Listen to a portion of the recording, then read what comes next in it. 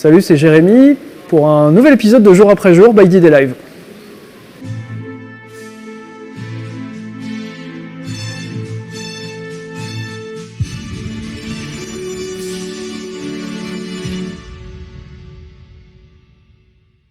Donc aujourd'hui, on avait déjà parlé de la 4e division le 6 juin 1944, donc là on va se retrouver dès le lendemain, le 7 juin 1944, et on va parler de la ville de Montebourg et de la capture de cette ville clé de Montebourg.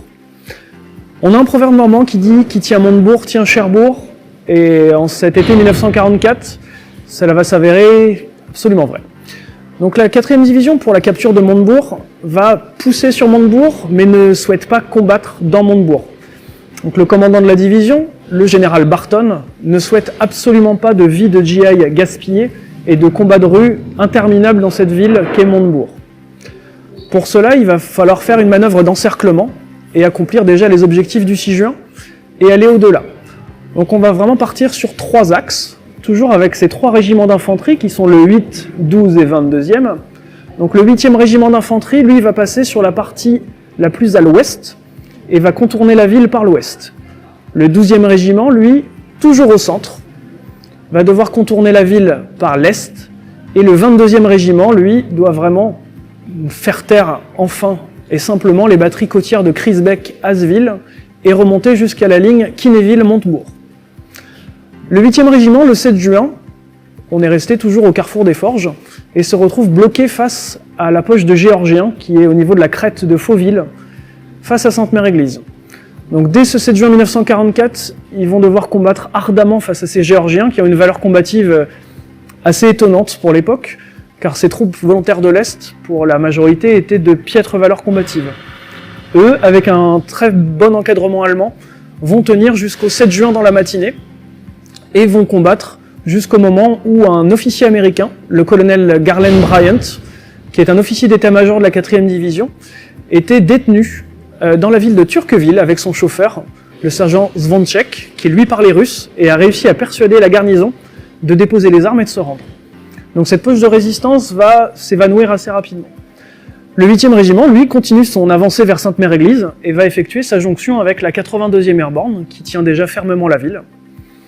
Et à la suite de ça, après avoir pris contact avec le général et les colonels sur place de la 82e, vont diriger une attaque coordonnée vers le nord de la ville, où des contre-attaques allemandes commencent déjà à menacer la ville avec des chars allemands, des Panzers. Donc cet assaut va être couronné de succès, et le 8e régiment va passer la nuit, fin de la soirée du 7 juin 1944, proche de Neuville-au-Plain, et se met en position pour l'attaque des jours suivants. À partir du 8 juin, et ce jusqu'au 10 juin, le 8e régiment d'infanterie va tout faire pour progresser vers Écauseville. Donc Écauseville, que vous connaissez de nos jours par le hangar à dirigeables, qui est toujours visible et visitable de nos jours. Donc niveau d'Écauseville, le 8e régiment va connaître ses premiers revers dans la bataille du Bocage. Car là, nous ne sommes plus à partir du 8 juin, ce n'est plus les territoriaux, les simples soldats qui occupaient les positions du mur atlantique. Là, dans ce secteur-là, il y a des troupes fraîches et des jeunes qui appartiennent au Sturmabteilung 7, qui viennent de Cherbourg en bicyclette, et eux vont imposer une résistance assez fanatique face à ces GI de la 4e division qui sont des novices dans le combat du Bocage. Les Allemands, eux, sont maîtres en matière du camouflage et vont disposer des canons de 88 mm ou 105 mm un peu partout dans les haies qui vont assurer une couverture face aux troupes allemandes qui est très très efficace.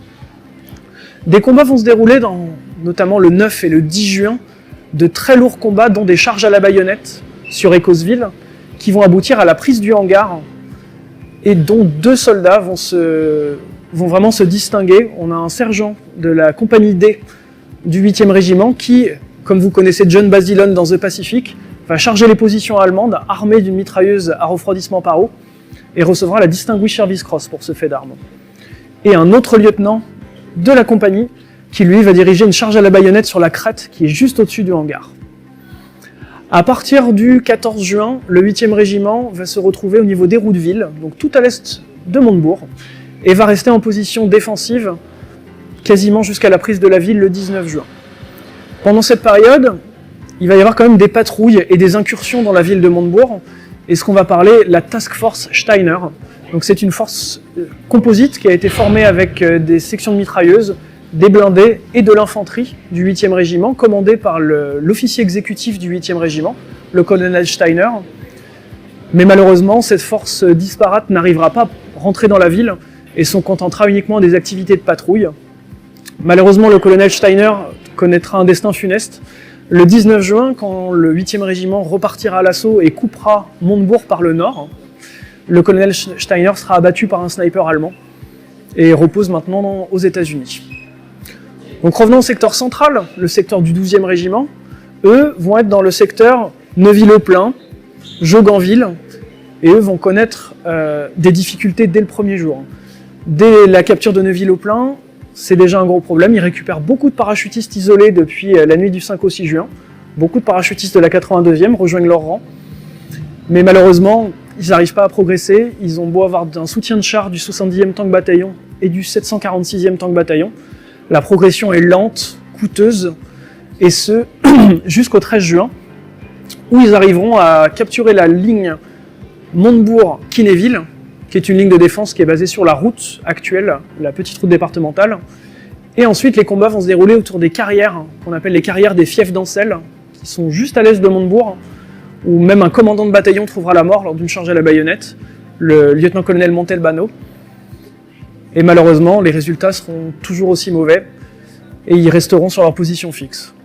À partir du 19 juin, eux aussi vont passer à l'offensive, comme le 8e régiment, c'est une attaque coordonnée, et eux vont prendre 2 collines sur les hauteurs où se trouvent actuellement les carrières de Montebourg, pour isoler la ville.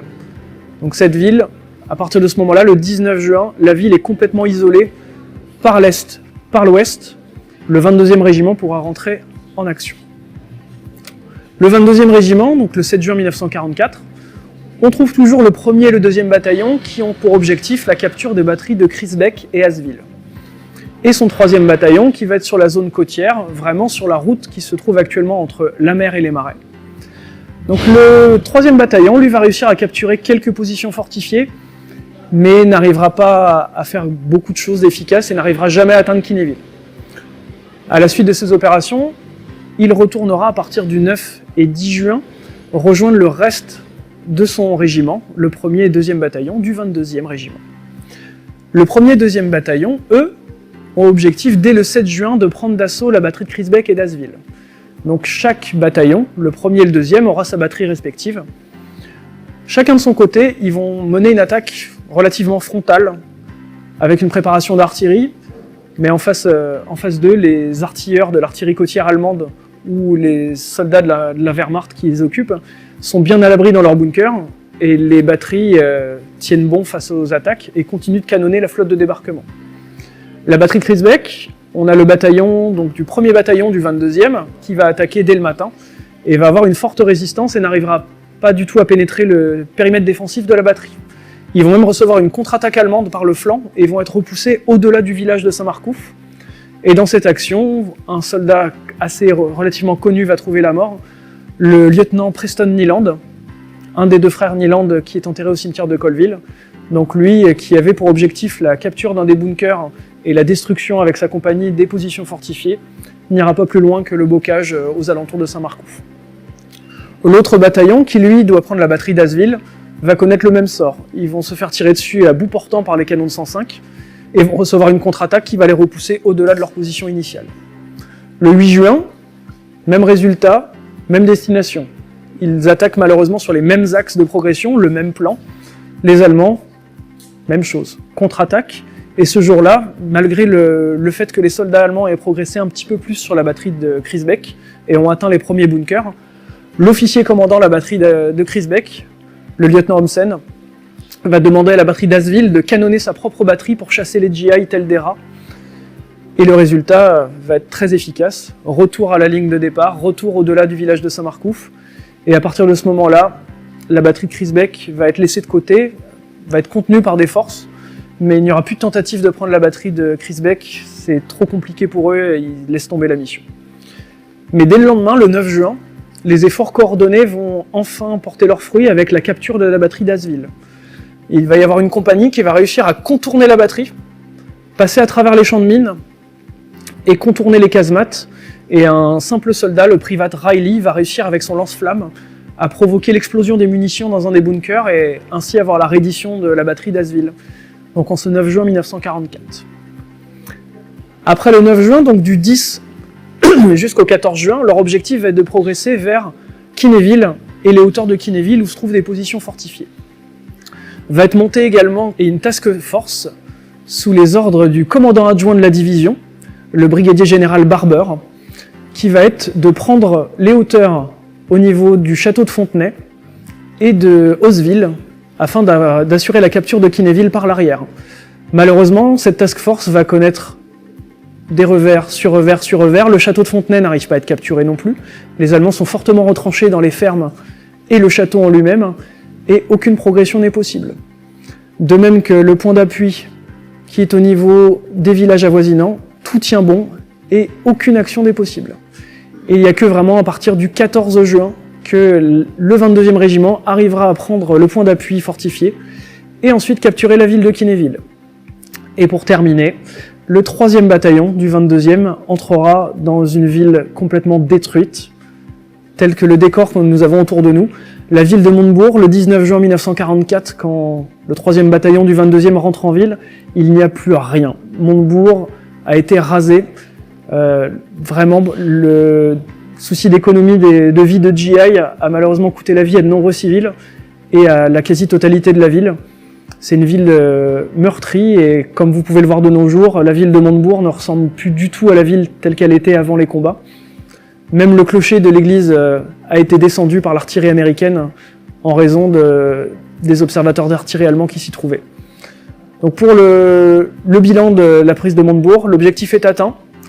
La ville de Montebourg est prise, le véritable verrou sur la RN13, et l'objectif suivant sera la ville de Cherbourg, la Festung Cherbourg.